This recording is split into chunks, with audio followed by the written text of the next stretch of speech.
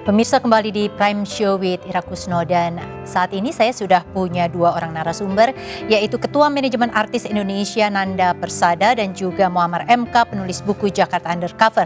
Kita akan menelisik tentang jaringan prostitusi ini di kalangan artis. Ke Mas Nanda terlebih dahulu. Mas, ini tadi ada yang menyatakan bahwa mereka punya manajer begitu ya, tapi ada juga yang mereka menjajakan sendiri. Sebenarnya seberapa jauh sih manajer ini mengatur kegiatan artis-artis di bawahnya? Ya, yang pertama yang disebut dengan kategori artis itu seperti apa Mbak Ira? Jadi kalau artis yang profesional artinya mereka punya manajer ya mengelola kegiatan secara profesional gitu. Cuman kalau untuk beberapa kasus yang artis gitu yang kena kasus prostitusi gitu ya, kalau kita lihat itu rata-rata itu bukan manajer sebenarnya. Jadi apa? Memang muncikari gitu? Iya, muncikari atau orang deket atau dari lingkungan pertemanan atau artis agency. Jadi agensi artis. Jadi kayak bukan manajemennya. Oke. Gitu. Tapi kalau dari yang Mas Nanda sampaikan tadi, artinya sebenarnya yang namanya manajer harusnya tidak seperti itu. Tetapi apakah ada manajer yang juga berprofesi lengkap sebagai muncikari, Mas Nanda? Sejauh ini ya, yang pengalaman dari kasus-kasus yang ada nih ya, saya belum lihat tuh justru manajernya yang ini, kayak misalnya dulu ada kasus artis AA, muncikarinya RA, dulu disebut katanya itu manajernya, tapi bukan manajer. Jadi gitu. Sebenarnya kalau yang Mas Nanda lihat, kalaupun artis ini punya profesi ganda begitu, yang mengurusi kegiatannya yang legal itu memang manajer begitu ya, tapi dia punya orang lain yang mengurus kegiatannya yang remang-remang itu. Iya, jadi itu masuk ke, kalau manajer kan dia tahu jadwal kerja artisnya kemana aja, dia ada kerjaan atau tidak. Nah biasanya yang punya kasus seperti itu dia tanpa sepengetahuan manajer yang saya tahu, kayak kasus VA dulu ya di Surabaya itu manajernya anggota kita juga, asosiasi kita juga, Imarindo, dan dia kaget-kaget gitu. Ternyata VA itu ada masalah kasus itu gitu, yang dia sama sekali nggak tahu. Sama mungkin kayak kasus narkoba gitu, artis orang terdekat kadang nggak tahu. Jadi ini bukan suatu hal yang kayak profesi beneran. Oke. Nah, Mas Nanda sendiri ini kan sudah menjalani profesi manajemen artis ini lama begitu ya. Sempat didekati atau sering didekati orang-orang untuk memesan artis-artisnya? Pernah. Pernah apa sering, Mas? Sering. Okay. Pernah sering beda ya. Jadi iya gitu. Jadi awalnya misalnya ada. Gimana? Biasanya langsung telepon atau hubungan langsung atau lewat artisnya atau seperti apa polanya? Semua. Jadi kalau misalnya ketemu sama klien lagi ada suatu acara, nah dia mulai mancing ngobrol-ngobrol tuh, Mas kalau artisnya bisa nemenin bos nggak? Nemenin bos gimana kan gitu. Gitu. Nah itu udah mulai tuh ke arah sana. WA juga sering dulu. Dia nanya artis saya gitu kan, bisa dinner atau enggak gitu kan, nemenin makan malam gitu. Saya bilang nemenin makan malam, acara apa ya, saya bilang gitu ya, ulang tahun atau apa gitu kan. Ya nggak ada acara apa-apa, nemenin makan malam aja. Nah itu udah sebenarnya sudah tanda-tanda. Nah yang sering menghubungi itu apakah orang yang mau menggunakan jasa langsung atau biasanya ada perantaranya? Biasa ada perantaranya. Biasanya ada perantaranya. Kalau itu dari orang luar, artisnya sendiri sering nggak misalnya atau bertanya, ada yang mau pesan saya nih atau ada yang menggunakan jasa itu, kadang-kadang ditemukan kasus seperti itu nggak, Mas? Saya pernah ngobrol sama dulu artis saya gitu kan, ini ada yang kayak gini-gini, dia ketawa aja, aku sih udah sering Mas di WA kayak gitu atau ditanya, diobrol kayak gitu. Jadi ya pasti kalimatnya kurang lebih kayak gitu. Kalau dilayanin terus sih arahnya ke sana gitu, yang udah gitu sih cerita-cerita mereka ya. Oke, Mas MK, kalau ngelihat seperti ini kan sebenarnya polanya adalah memang sang manajer dihubungi oleh kebanyakan perantara begitu, atau dari artisnya sendiri gitu menanyakan ke manajer atau apapun lah istilahnya tadi Mas Nanda. Pola-pola ini sebenarnya nggak banyak berubah ya? Pola-pola atau modus operandi sebenarnya dari beberapa tahun, dari kasus pertama ketangkep dulu itu sampai sekarang pola-polanya mirip sebenarnya. Dulu itu kita bicara 80-an. 90 dan 2000 lah. Mungkin karena kalau 90 mungkin lebih banyak menggunakan istilahnya rendezvous kontes kan, dia harus ada ngedate dulu kan. Janji temu dulu, makan siang, makan malam, sampai kemudian check-in misalnya gitu. Itu sebenarnya janji makan malam itu untuk mengetes kecocokan atau bagaimana? Oh iya, untuk namanya yaitu rendezvous kontes itu semacam misalkan gini, untuk memastikan bahwa misalnya portfolio yang disajikan itu sesuai dengan foto misalnya, misalnya gitu. Nah kembali ke modus tadi sebenarnya yang terbaru tuh gini, kalau dibilang manajer juga bukan gitu kan, dibilang asisten juga bukan gitu. Jadi repot karena gini beberapa saya menyebutnya selebritas kategori C ya. Selebriti kurang terkenal, skuter ya istilahnya Mas MK. Karena dari kasus-kasus yang ketangkap itu sebagian besar adalah mereka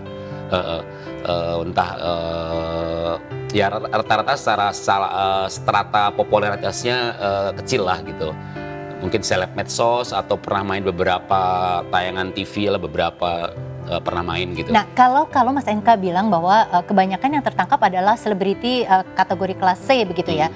Yang kelas A ini susah ketangkepnya karena pandai sekali untuk memainkan gimana? Karena secara modus beda. Jadi misalnya kelas A ini, grade A ini akan susah dianggap sebagai bagian dari transaksi prostitusi karena memang modusnya beda. Misalnya paling banyak kan kemudian gini, yang paling santer misalnya gini. Kalau kelas C ini dia berani open BO untuk short time atau one night stand. Kalau open BO itu open booking out. Iya, itu untuk short time dan itu untuk semua orang. Artinya open public lah gitu ya gitu. Nah, kalau grade A dia tidak akan open BO karena dia hanya untuk satu orang. Jadi ani-ani misalnya. Satu orang jadi piaraan lah gitu ya atau kontrak nikah gitu.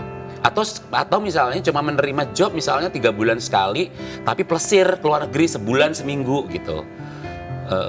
Itu yang pertama. Terus cara metode pembayaran, kasus-kasus yang ketangkap ini rata-rata melakukan namanya transfer kan, ada jejak digital bank gitu. Gampang diketahui begitu ya. Kalau yang kelas-kelas ini sudah tidak mengenal itu. Ini gitu. Ada A, ada C. Yang ada B-nya A, ada ini, B, ada C. Ya. Yang B-nya ini biasanya kalau B yang di tengah-tengah seperti apa? Berada di antara. Ini biasanya kita boleh ngomongin bandrol nggak sih?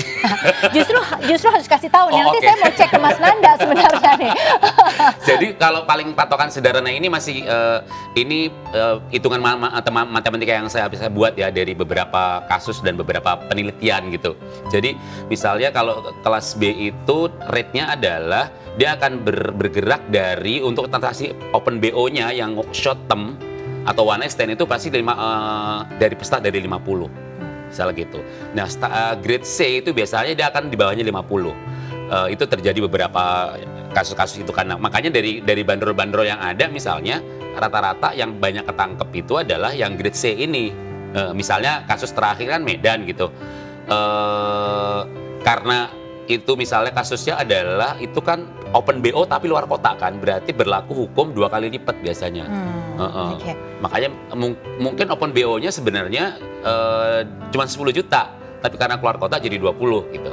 Mas Nanda, kalau kita lihat tadi ya ada grade A, B, C sebenarnya kalau ngelihat dari artisnya, ini manajemen artis sudah tahu belum sih kira-kira yang model kayak begini nih memang akan menjalani profesi ganda atau cenderungnya menjalani profesi ganda?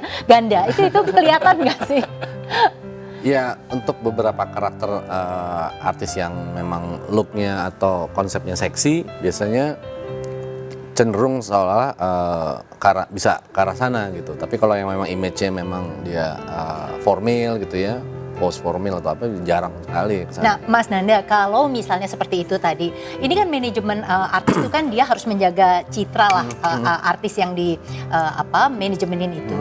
Nah, kalau kelihatannya nih ada yang agak-agak nakal gitu, itu biasanya gimana handle-nya supaya nggak terperosok ke dunia prostitusi? Gitu ya. Jangan tanya nakal. Saya, Mas. Mas Nanda nih, gimana, Mas? Ya, biasanya kita bisa lihat ya sinyalnya kalau memang dia udah mulai antara keinginan untuk bekerja atau keseriusannya dengan enggak tuh kelihatan sih biasanya. Memang dia memang benar-benar serius untuk berkarir atau dia pengen populer, setelah itu dia mencari uang dengan cara yang lain ya gitu. Yang lebih mudah begitu ya? Yang lebih mudah, jalan pintas itu kelihatan sih biasanya. Mas Nanda pernah dapat artis yang seperti itu? Ada beberapa. Kita akan lanjut lagi sesudah jeda komersial berikut ini, kelihatannya makin seru. Pemirsa, tetaplah bersama Prime Show with Ira Kusno. Kami akan kembali sesaat lagi dengan Mas Nanda dan Muammar MK.